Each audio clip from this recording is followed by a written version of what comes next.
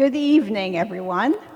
Thank you so much for coming to this event on the eve of some very important elections and to learn about what is on your ballot.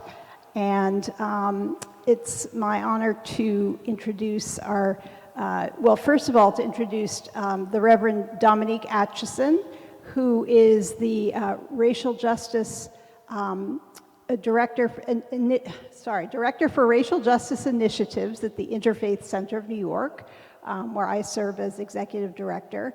And she is going to tell us a little bit more about why we're here this evening, and then I will introduce our two speakers. Good evening and welcome to What's on Your Ballot. I'm Reverend Dominique Atchison. I serve as the Director of Racial Justice Initiatives at the Interfaith Center of New York. Unfortunately, life happens and I am unable to be there with you in person and live, but I am with you in spirit and I'm grateful that you are here this evening. You are in for a great experience this evening, learning more about the 3 racial justice ballot proposals that will be on your ballot. This evening, you will hear from Harold Miller, who is the Executive Director of the Racial Justice Commission, and you will hear from Apostle Only Love Chika Alston from Prophetic Whirlwind Ministries and hashtag Vote for Harlem.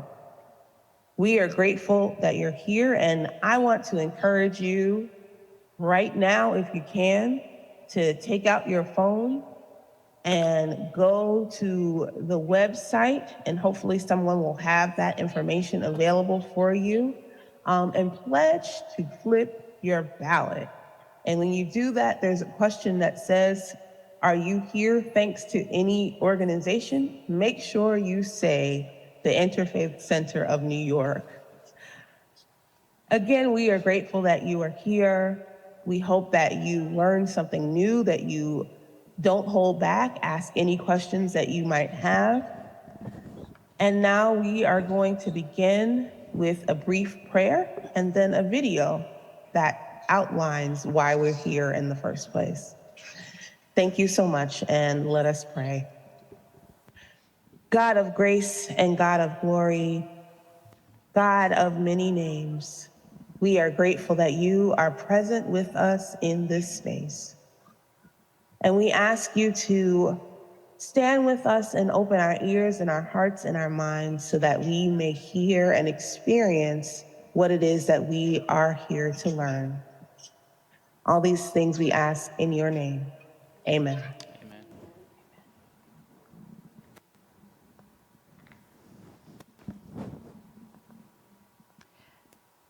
Thank you so much. And with that, I'd love to turn it over to our speakers for tonight. Yes, Harold, if you want to go first. Sure. Good evening, everyone. My name is Harold Miller. I'm Executive Director of the New York City Racial Justice Commission. And just an honor to be here with the Interfaith Center tonight, and Reverend Chloe and Reverend Dominique, my good friend. I'm fortunate that she couldn't be here, but you know, she's with us in spirit and digitally, so that's it's always a good thing that we have technology that we could still communicate. I serve on the Racial Justice Commission for the last year and a half now, and it's been an honor of a lifetime. I've been a community organizer for almost 20 years. Worked in city government for the past 8 years, and you know, to have an opportunity to bring the two together, government experience and my community organizing experience, into this space of fighting for racial equity has been like a real honor and a real privilege.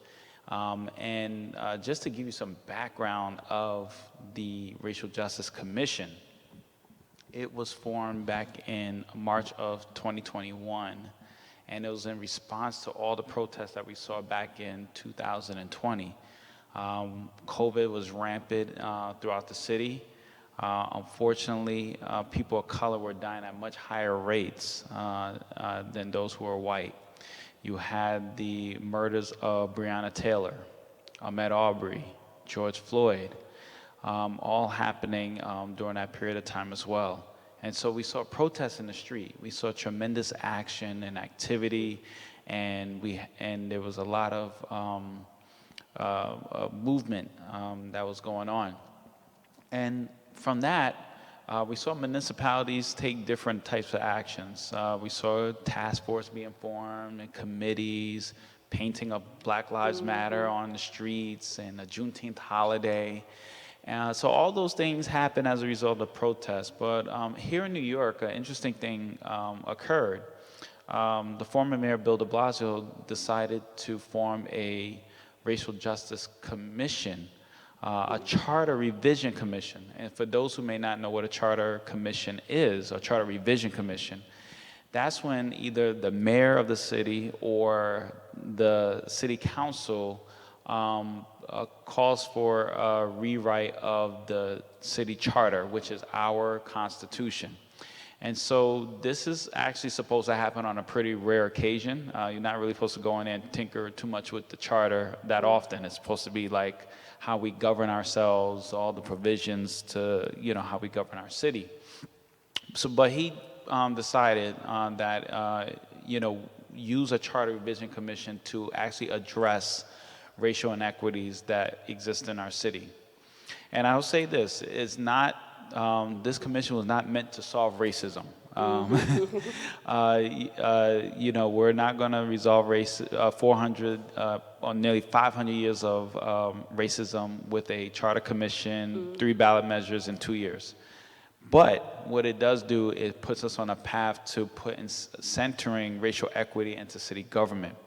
And so that was the intent of the commission, is that how do we actually go in and dismantle structures of systemic racism, things that you may not see, on the surface, things that may exist, but it doesn't necessarily appear as racist on a day-to-day basis, but it creates barriers and it creates lack of opportunity and lack of power for those who've been historically marginalized. And so those commissioners, led by Chair Jennifer Jones-Austin, who is the CEO of the Federation of Protestant Welfare Agencies, Vice Chair Henry Garrido, head of DC 37, Executive Director, and we had 9 other fantastic commissioners, including your very own Reverend Fred Davey, who also been serving on this commission for the last year and a half now. And, from the beginning got to work, and what they did was actually engage in communities around the city and talk to people about what are the things that you feel that the city can do to bring greater equity. And the people brought so many different ideas. If I had to list them all, it'll roll right out the room, The other thing they did was met with subject expert matters, in the fields of healthcare, education, childcare, transportation, all those areas of lives that were affected by, and listen to them and find out what are those barriers that New Yorkers face that prohibits them from actually receiving all the opportunities and benefits and rights and privileges and power to really live a life of dignity. And then they took all that information, thousands of points of input, thousands of points of data, and try to synthesize it into ballot questions. And the ballot questions are intended to have structural, long-lasting, cross-cutting effect. And so when voters are going to vote, if you already early voted, thank you, congratulations. If you haven't voted yet, you will flip that ballot. And when you flip that ballot, you'll see 4 questions, 3 of which are from the Racial Justice Commission. 1 is from the state. So the first one will be from the state, is about an Environmental Bond Act, important, vote yes or no on that. Make sure you're deciding how we spend our money to address environmental inequities. Then the next 3 questions, questions 2, 3, and 4, are the ones that this commission developed. The first question of the 3 is adding a statement of values. So just imagine New York City for 500 years, perhaps the greatest city on earth ever to existed on planet Earth, doesn't actually have a mission statement, doesn't actually have a statement of values, something that guides what they have been doing. Truth is, we don't. We don't actually have a guiding document that states who we are, what we're about, what we strive to be. And so the commission thought it was important, in order for us to actually have real equity in the city, that we need to say this is what we strive to be. And so putting together a statement of values to help guide government is a way for us to actually look to what we aspire to. So it talks about a city that's equitable and just for all New Yorkers, clean environment, quality education, health care for all New Yorkers, access to mental health services, affordable housing, all the things I think we all as New Yorkers agree that we should strive for and to live by. And then what it also does, this particular, we call it a preamble when the statement of values, the preamble also acknowledges past harms that were caused on. So right now we're on stolen land, the Lenape people's land. We have African people that was brought here against their will and into bondage and slavery. And we have generations of immigrants that came to the city and faced marginalization and discrimination. And so we acknowledge that in the statement of values, because in order for us to actually start to move forward around equity, you have to talk about past harms and past aggressions towards those who have been harmed in order for us to move forward. So it's not quite a reconciliation process, but it's a little sprinkle of a hint towards that. But it's important that for generations to come that you see that we acknowledge that the city has caused harm to people of color particularly. And so with that, you have this aspiration document that say what kind of city we strive to be, for all New Yorkers to live with dignity, have equity for all of us. So the second question is around actions that it takes so we can get towards that aspiration of a city. And so the commission developed a proposal that will call for an Office of Racial Equity, creation of racial equity plans for every city agency, and the development of a commission on racial equity.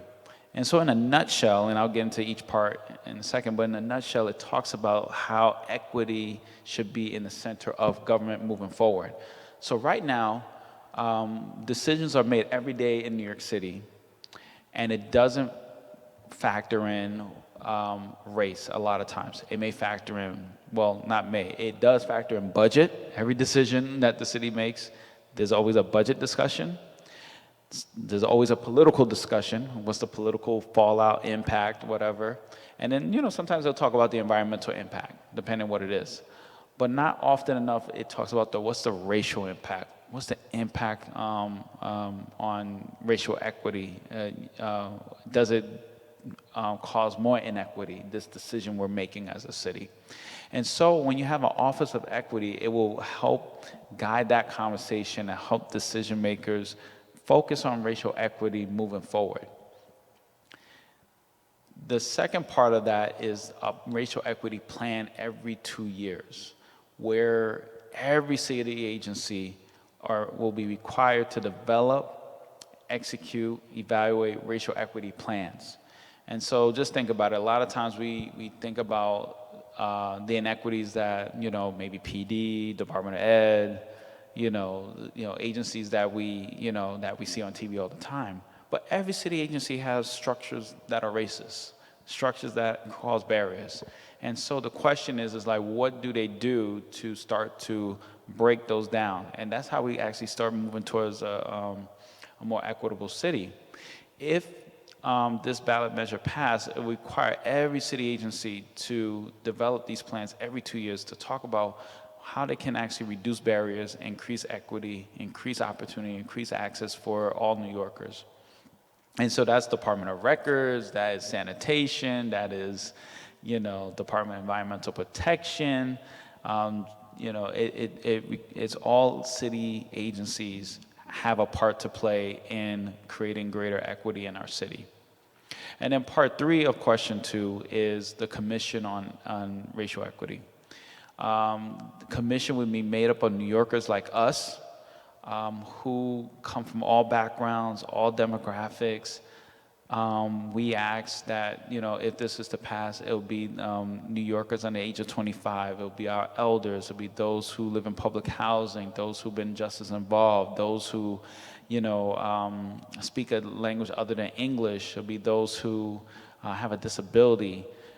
Because we want to actually show New York in its true self and be represented on that. And they'll receive a stipend because it'll give incentive for those who, may be a financial burden to serve on a board like that or a commission like that to do so. Because a lot of times, if you look at the roster of commissions in the city, you see a lot of the same names, and including folks on the commission I serve on. Love them all. They're all great people, but some of them have been on 2 or 3 commissions already in their professional careers. And so this is an opportunity actually to give additional New Yorkers who normally do not have a voice, a real true voice into how we actually advise and guide the work around racial equity in our city. And so they'll review the racial equity plans from these agencies. They'll work closely with the Office of Racial Equity to develop strategies of how to continue to increase access and opportunities, whether it be language access, whether it be access to capital for those who are trying to develop more businesses, or be use data indicators to help figure out what are the strategies we need to moving forward. And so no matter who's the mayor or what the administration makeup is, you'll have this commission made up of, of New Yorkers holding the city accountable to fulfilling the racial equity work that is needed. So if ballot 2 question passed, that will be the work that's going to take place. Then question 3 is a true cost of living measure. So measuring the true cost of living for here in New York City. So we all know New York City is expensive. We all know that no matter what neighborhood, your income, status, whatever, New York City is expensive. I think that's one thing all New Yorkers agree on. I don't care what's your background. But we actually don't know what that dollar amount is. And so it will require the city to actually put a number based on what it will cost to live here, based on housing, food, clothing, transportation, childcare, toiletries, all those things you need to live with dignity. So that word dignity comes back. When we talked about city, we aspire to everyone live with dignity. How do we measure what it means to live with dignity? And so this true cost of living measurement, if passed, will give us an indication of how we can make sure more and more New Yorkers are living to the standards of dignity to live here. And then, obviously we're going to see a racial gap when we do the first one. And so the question is then, what does the city do with that information? How does it develop supports or policies or programs to make sure that more and more New Yorkers are living with dignity and we actually close that gap? So that work, that question 3, will help us hold ourselves accountable to whether or not we actually are moving forward around equity when you actually look at what it will take to live here in New York City. And so these 3 ballot questions, if passed, would take into effect in 2024. It gives a year for the city to prepare the work that's needed. Obviously, the preamble itself will go into effect right away because it's already written. You'll be able to read it on our website, nyc.gov/racialjustice. That's nyc.gov/racialjustice, where you can read that and all the ballot measures and the intents on each of them. And then now we're, God willing, we wake up, tomorrow morning. We'll be 4 days out from the election. Early votes has started. And so the Racial Justice Commission has been running a very aggressive campaign with your help and many other organizations to get out the word, to educate New Yorkers about these ballot measures in an effort to make sure that New Yorkers really weigh in on this. it's easy for us to just put these ballot questions out, see what happens, likely they'll pass, and then, folks will learn about it after the fact. But we all believe that it's important for all New Yorkers to weigh in and to give real input about what direction we go in as a city around racial equity. We understand one thing. We do know that we have to do something about racial equity in the city. There's no question about it. There are systemic racism that exists. It persists. It's present, and it has to be addressed. The question, though, is whether or not these 3 ballot questions is the direction that we want to move towards. Members of the commission think these questions help us get there, but it's really up to New Yorkers for us to decide whether or not this is the direction we go in. But I just wanted to stress, like I said in the beginning, this is not the end. We don't end racism here. We build upon bringing greater equity, though, but this is not the end. So the work will continue on the 9th, the 10th, the 15th, 2023, 2026, until we actually make sure that all New Yorkers are able to live and thrive with dignity, and equity is at the center of our society. Thank you so much. And if people have questions, because we're going to hear from Apostle Only Love and then turn it over to you for your questions. So keep a note on what you have on your mind. So Apostle Only Love, great to see you, and I'm hoping that you'll be able to tell us a little bit about why this is important to New Yorkers of faith, and also how to get houses of worship involved. Thank you so much, Reverend Chloe, for having me, and thank you so much, Reverend Dominique and Union. And hi, Harold, it sounds like you forgot about me. Yes, hi, how are you? We've worked together for many years as well, and I graduated from Union, and my name is Apostle Only Love Chica Alston, and for about 13 years, starting with the Kairos Center right here at Union, which was the Poverty Initiative. I've been doing faith-based organizing and advocacy and in New York, but also in DC and in West Africa. But really, the Kairos Center is the group that really taught me, as someone who was formerly homeless and formerly in foster care, organizing from the perspective of the poor and putting that in the center of our organizing. So I have to always acknowledge them.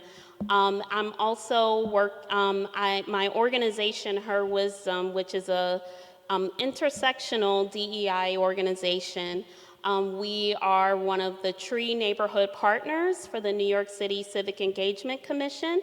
And TREE neighborhoods are really task force on racial equity communities that, because of longstanding racial injustice, were hit the hardest by the COVID pandemic. And so these communities are communities that are really a focus for the New York City office, the New York City Commission on Civic Engagement. And the focus is to make sure that communities that have been hit by longstanding racial injustices are able to get involved in the civic life of our city. And we represent the communities of Morningside Heights, which we're sitting in right now, and Hamilton Heights, which is a part of West Harlem. And what we have been doing is educating and getting the word out, not only about the election, but about the 3 racial justice ballot initiatives and about the participatory budgeting process, which is a process that comes from Brazil, where citizens can vote on how their funds are spent, and they can also propose ideas. Any New Yorkers 11 and up, regardless of felony status or citizenship status, can submit an idea that can be on the ballot about how $50,000 is spent in their zip code. And I mention that when we talk about the racial justice ballot initiatives, because for me, I see it as a whole process. Even though we're in New York City, we have to be mindful that the Black vote is under attack. Even when we look at Georgia, when we look at different places across the city. And so for New York City to actually put 3, not 1, not 2, but 3 racial justice ballot initiatives on the ballot during this time in our country when many municipalities and towns and states are taking away racial justice in the voting process is a bold move. And like Harold said, it's not going to solve racism in our city, but it does give us a pathway. As an organizer and an advocate, I was very excited to see that in the preamble for New York City, there will be a statement of values about racial justice.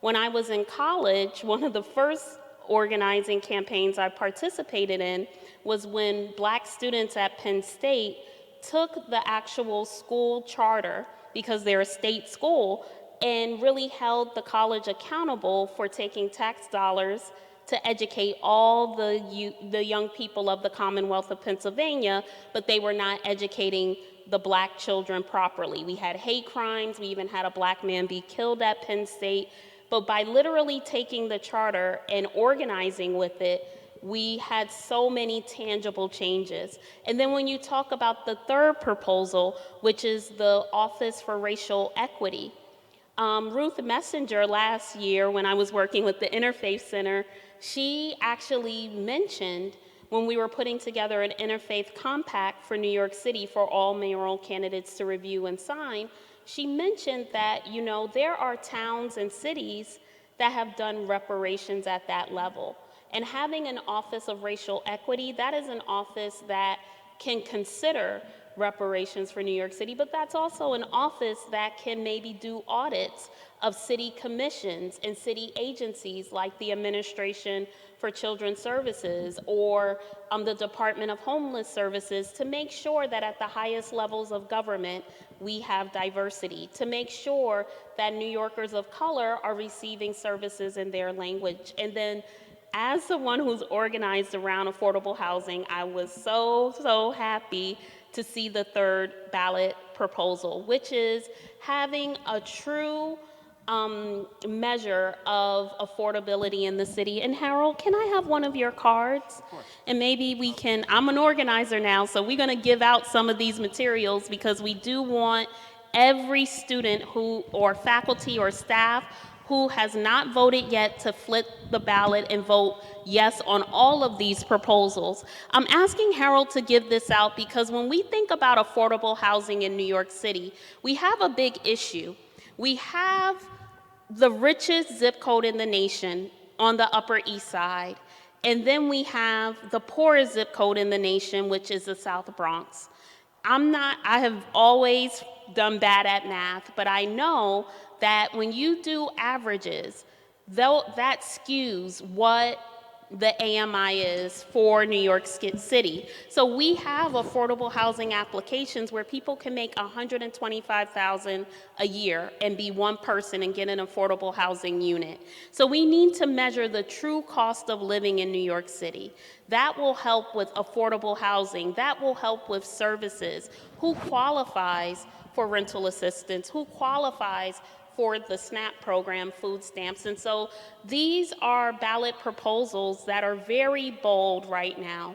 You know, my friends in Georgia, they're dealing with feeling like racial justice is being etched out of the voting process.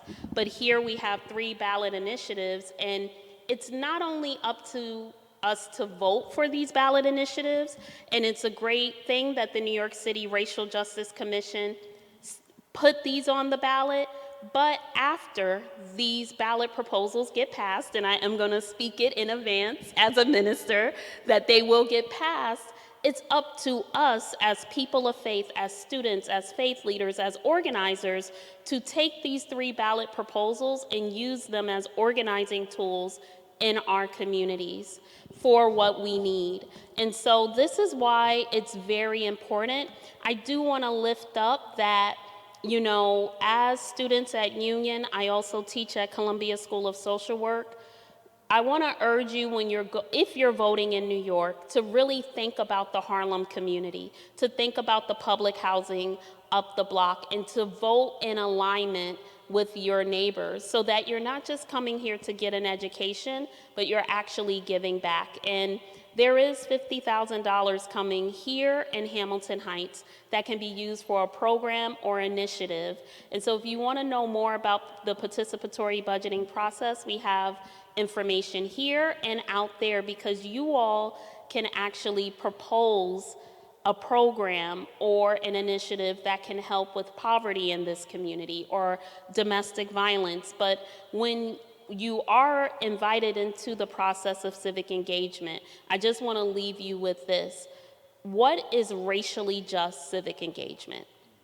So there's a lot of different types of civic engagement, but Vote for Harlem is a beginning coalition that's thinking about racially just civic engagement. So I urge my students at the social work school, when you go to vote, don't just flip the ballot because I'm telling you to, but flip the ballot because you want to vote as an ally for the long-standing Black community in Harlem. And so I want us to think about racially just civic engagement as people of faith. And so I'll give out some of the materials, but I'll turn it over to you all now. Well, thank you so much, Apostle. That is really terrific. I want to give people now a chance to ask questions, any questions that you have about anything that has been said so far.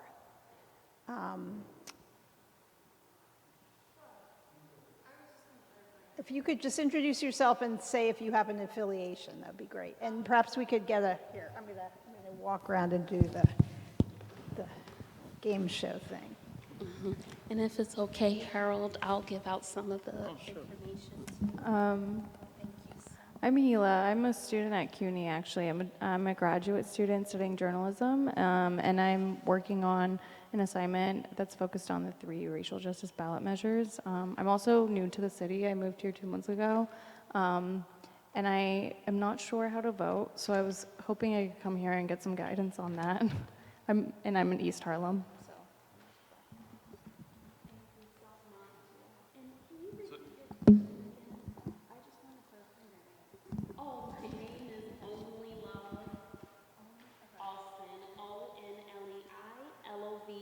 Austin, and it's pronounced I only love you. Thank you. And we are having 2 more, I'm sorry, Reverend Chloe, you know I'm an organizer, so we are having, Dominique will be with us again virtually on Sunday, and we are having with conversation about organizing to protect the Black vote, a Pan-African and faith issue, and that we will be actually educating on using relational organizing to organize your community, and also Reverend Dominique will be speaking about the racial justice ballot initiatives. But this event is sponsored by African organizations that do advocacy here and on the continent. And the African community did a great job of getting involved. And I'm sorry, the African immigrant community, thank you so much, did a great job of getting involved in the election the last time. So if you want to participate in a participatory idea generation session virtually, Bridging Africa and Black America, we are having one on Monday with the Senegalese community, the African community, and you'll be able to actually generate and propose ideas right in that workshop. Wait, Yes, it's his organization. Yes, yes. Yes, it's his. So, and that's an organization to really bridge the gap between Black Americans and Black immigrants as well. so let's also focus, make sure your question gets answered. So perhaps you could be a little more specific Yes, yeah. about what your questions, having heard Yes, 'cause I couldn't- Harold speak and Apostle, what is specifically the question? Yes. I'm wondering where I need to, well, I mean, I'm sure I can find a poll near me. I'm just wondering what I need to bring with me because I don't have an ID, a New York ID. Did you register to vote I am registered to vote. here in New York City? Okay. Yes. You should have received in the mail your polling location, but if not, you could go to NYC votes.gov. Yeah. No, Okay. no, they should not ask you for an ID. Oh, Yeah. interesting. Yeah, it's a little voter card. I don't Did think, not get that. maybe I have it in my wallet still. I have one in my wallet, but Harold, does she need that exact No, card? you don't need don't. it. Oh, okay. Yeah, Like a piece of mail or something? Or? They should have your signature. right, So what you'll from your need registration. is to go on to where he said, so NYC votes, you put in your address, and Right. then it should tell you where you vote. Where you go vote. Early and also on the day of, and then you show up within those hours, and if it's the first time you've been voting here, they still should have, even if they don't have your signature on record. They'll have your name and address, and, it should be okay. Ideally to walk with that card, because then it can just, it process it quicker. Okay. But if you don't have the card, they should still let you vote.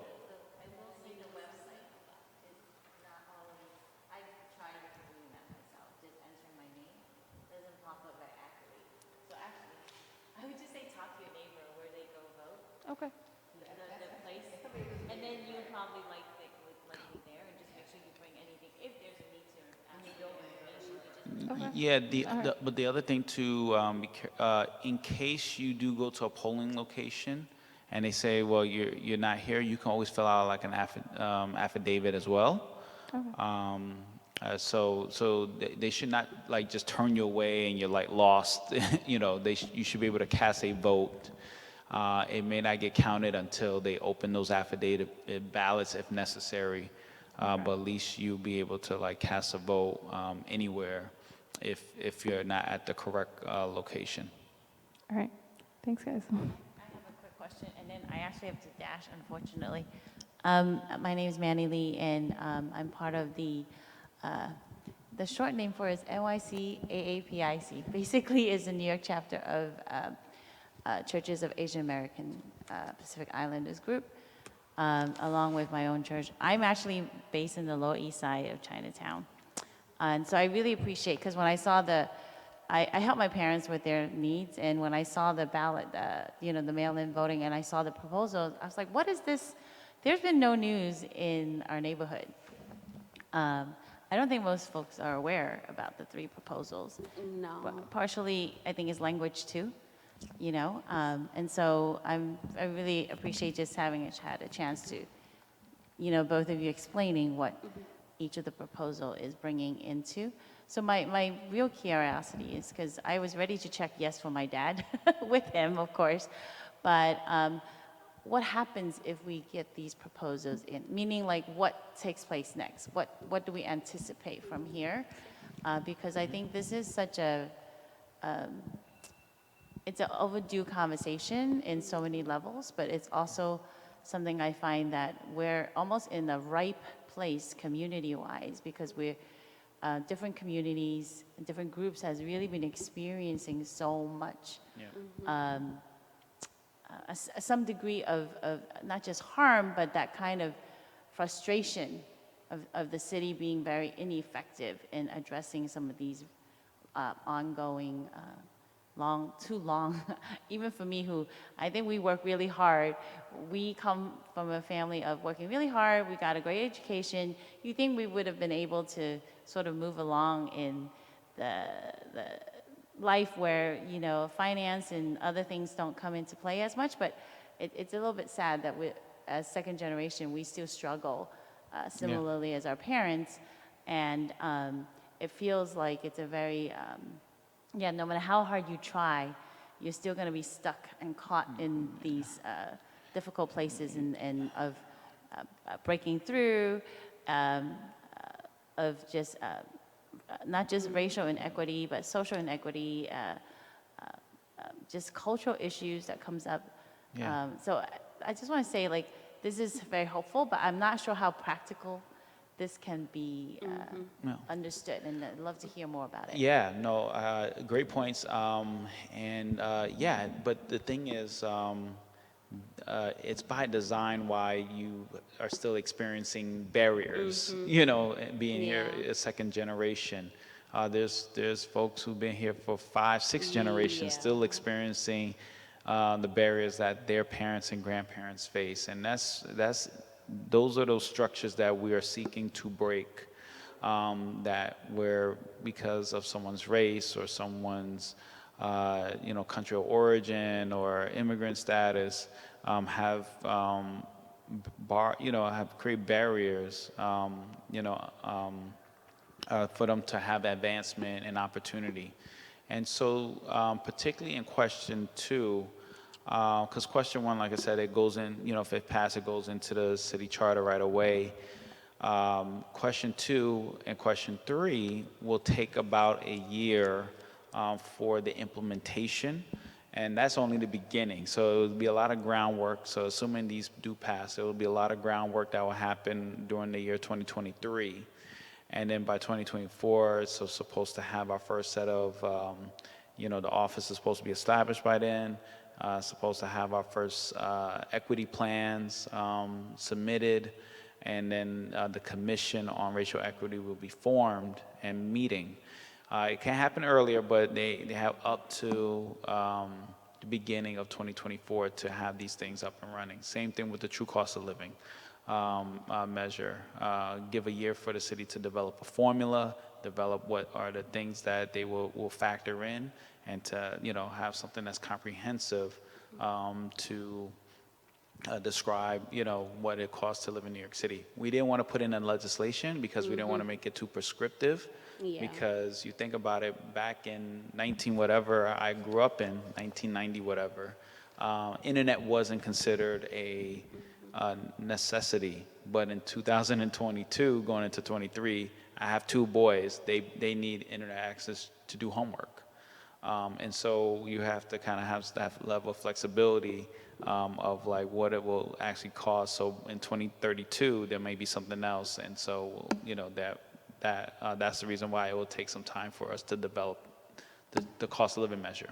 But directly to your question, what you will see in 2024 is the release of city agencies talking about, and they have to give an indicator of like how they're measuring what they're, what the barriers they're going to reduce or the increase in equity they're doing.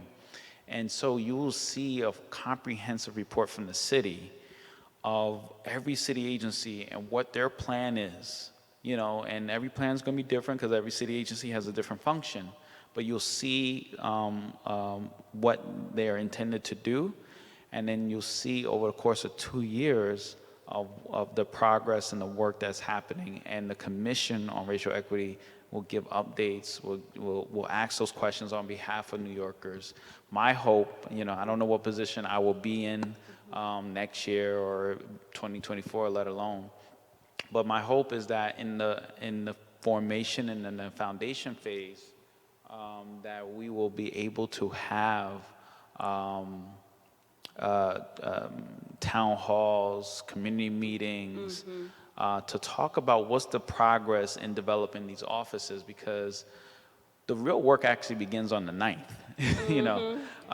Voting is one part of this conversation, but if these ballot measures pass, there's a lot of work on all parts. The city, citizens, all residents will have to make sure that New York City is actually fulfilling its duty to make sure that these ballot questions are actually being fulfilled. And so, not trying to speak out of turn, because I'm not the mayor, I'm not, I have my particular position in the city, but I will recommend to the mayor to have, a very transparent process of like meetings and discussions, so officials can give regular updates about the progress of these measures if they were to pass. Harold, can I add one thing also, because you mentioned like language access, and I do want to just echo what Harold said as someone who's not in city government and who's organizing. the results of these 3 ballot initiatives passing will really be in the hands of New Yorkers. So like, again, when we were at Penn State, we utilized the charter as an organizing tool. And so if New York has in its preamble language around racial justice, what are we going to do with that? If there's an office of racial equity in the city, what are we going to do with that? What are we going to push the city to do with that? And then I want to mention, though, and I forgot to bring this information, but the New York City Civic Engagement Commission does have a poll site, language assistance program. And I can't say every language in New York City because Queens probably has every language on the earth, but a lot of languages do have the ability to actually, you can bring someone to interpret for you as long as you're not in a, so the only, okay, you can bring someone to interpret for you when you vote, but if you're in a union and the person is a leader in your union, you can't bring that person. But also the city can help provide interpretation for many languages. Like some of the languages are Arabic, Bengali, Chinese, Cantonese, and Mandarin, French, Haitian Creole, Italian, Korean, Polish, Russian, Urdu, and Yiddish. And so we want to make sure we're getting the word out about that, and you can find information about that on the New York City Civic Engagement website. But I also just want to remind everyone that, you know, like Harold said, the real work starts on the 9th. The ballot proposals, what they will be and what they will add up to are really up to us. And the best people to actually encourage folks to get involved in the civic process of the city are you, like the neighbors, the faith leaders, your classmates, you know. Yes. It's not, I mean, I love Harold. We worked with Harold for many years. He's a good brother, but it can't only be the city staff because some people, like, they don't know Harold like me and Reverend Chloe, but they will trust you. And we understand that people don't know about the ballot proposals. And just for clarity with participatory budgeting, it's in many districts all throughout the city. And there's a citywide participatory budgeting process as well. So look through those papers and spread the word because we don't want anyone to be left behind who can, you know, participate in government here. Yeah, and just to add to the language access, there goes my lip gloss. New York's, the Racial Justice Commission also put, thank you so much, put materials about the ballot questions in 14 languages is on our website. When you go to vote, it'll be in 5 languages depending on where you are in the city. So depending on the demographics, so, you know, if you're in a particular neighborhood, it'll be in Spanish and, you know, Chinese, it may be in, you know, Korean or Bengali, but the 5 languages will be English, Spanish, Korean, Bengali, and Chinese. That will be in the, you know, that will be written out on the ballots depending on your neighborhood. So, you know, that's part of the Voting Rights Act languages. And so in addition to what Only Love said, you know, there'll be some communities that will actually see it in languages that is commonly spoken in that community.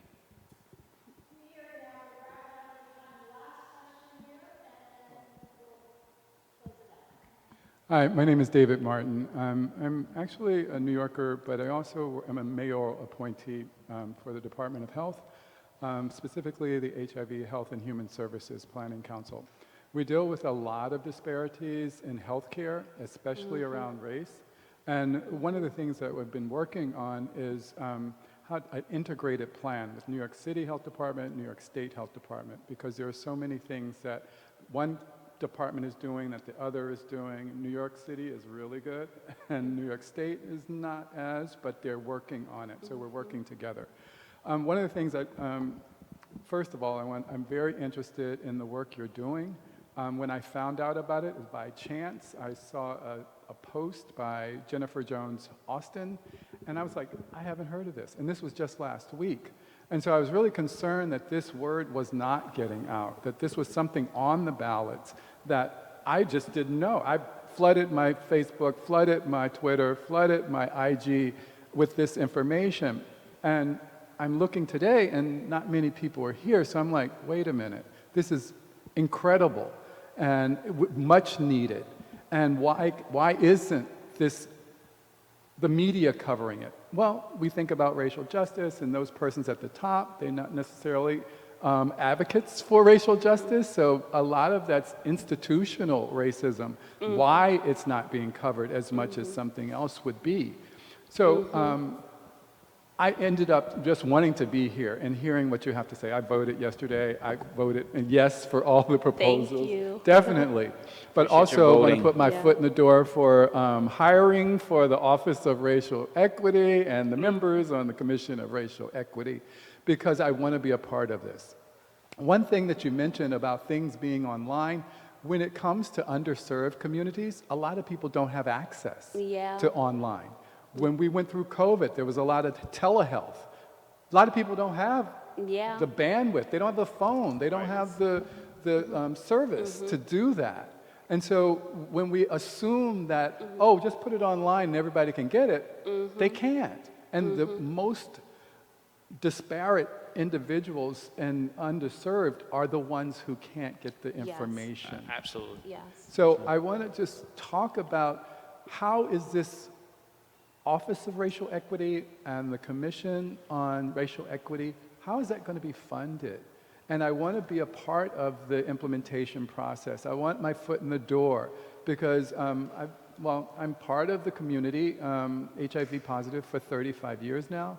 I wasn't supposed to be here. I was given 18 months to live back in 1987. And I made it a point to be here by just willing it, or my mom was on her knees a lot, you know. Yeah, we love Thank you. praying mothers. Praying on it. Yeah. But I'm just saying, we need to blend or unite those communities because, yes, I hope that every department in the government is focusing on this. Right now, I'm bringing it up in my meetings, you know, the health department, about how certain individuals may be at the table, but not necessarily advocating for everyone, you know. And so I know you want to wrap it up, but I just want to know when are you going to start reaching out and seeking persons to be in this office and on this commission, and how it's going to be funded? Great questions. The digital, Black churches for digital equity. You can go, and then. So I definitely, brother, get what you're saying about the online events. We had an in-person event last Sunday. We're doing one in-person with seniors. It gets a little touchy now that COVID is happening again, but we did partner with an organization called Black Churches for Digital Equity, their New York, New Jersey chapter, and they are getting the word out about the ACP program, which is a federal government program where people, a lot of different qualifications. I can't say all the qualifications. If you are getting almost any government program, or if you're at a certain income level, you can get either $30 to $50 off of your Wi-Fi, free Wi-Fi, and then also a free device, so either a Wi-Fi hotspot, a cell phone, or a tablet. And so if people look up ACP or go to Black Churches for Digital Equity, my friend Minister Naomi Jordan Cook, she's really focusing on bridging that digital gap with the Black community, because I agree, but so much of the voter information now, people are not even reading. Sorry, Harold, I know the city sends us the voting guides, but people are not really reading the paper voter guides. Now they're sharing articles about candidates. But I really want to encourage people to push the ACP program so we can start bridging that gap. I just wanted to mention that because I understand what you're saying when so much of the events or information are virtual. We do try to do things in person, but I also want to make sure that those who are not connected to Wi-Fi and online get connected, because it is the way the future is going. Absolutely. And a couple of things. We recognize that at the commission that not everyone will be able to go on our website or go, follow us on Twitter or other platforms. And so we partner with over 30 community-based organizations around the city and help us get the word out. And along with many more organizations, but really formal partnerships with at least 30 organizations to do engagement on the ground to communities that they directly serve in. And, we just ask that as they're doing that work every day and doing that organizing work on the ground, that they incorporated about the ballot questions, and many of them have done a phenomenal job. The problem is we're in a city of 8 million people, and the governor's race has become a bit more competitive than I think people anticipated. I think that's a lot of it's media driven, to be totally frank with you. And I think a lot of that took a lot of the oxygen. The other thing that took a bit of oxygen from us was the fact that we had 2 primaries, so there's a lot of voting fatigue. And so it's interesting when racial equity is on the ballot. We have 3 elections in 2 months. It's or 3 months, which is not in our DNA to do. First of all, we're just now getting used to voting in June. For many years in the city, we vote in September and then in November. So you go and vote in June, which people are still wrapping their arms around. Then you come back in August, and then you're asking folks to come back in a general election in November. And so I think we're faced with fatigue, and we've done our best to do work in the media. We've done a lot of work on running commercials in newspapers, radio, TV. But the New York market is so vast and so big, and so that's why I'm here. That's why I do 3-4 events a day, communicating with New Yorkers, because I'm always assuming when you come in the door, you may not have heard of us. And even up to last week, I say, okay, how many of you heard about these 3 ballot questions? I still get, a scattering of hands. So that means there's a lot more work we got to do. And I know I only got 4 more days to do it, but I'm going to be out campaigning all the way up to 9 p.m. on Tuesday, for the simple reason, because like you said, racial equity is such an important conversation to have. We need New Yorkers engaged on this. I really agree with you. No, good question. So I was going to get to that. So far as the commission, I have no say-so on that at this point. So that will be controlled by the mayor's office, the city council, the public advocate, comptroller. So the mayor himself or herself in the future will have X number of seats. They'll have about 7 positions on the commission. City council will have 5. The public advocate and the comptroller each will have 1. And then the mayor and the speaker of the city council will appoint the chair / director of the Commission on Racial Equity. And so either through mayoral connection or city council connection, that's how persons will be appointed. But as soon as we know that process of how we want to structure it, like when we are taking names, my hope is that the city make it very open and make it inclusive, because historically it used to be like and I only can speak for the mayor's office because that's where I worked for 8 years or 7 years. The appointments office, there's an appointments office within the mayor's office. They'll have a list of folks, and they're like, okay, we will take this person, that person, that person, that person for these commission seats. And sometimes I may get a phone call. They're like, do you know this person? And then I was like, yes. And then they're like, do you like them? And then that's sometimes as simple as that. Do I like them? And then they get appointed.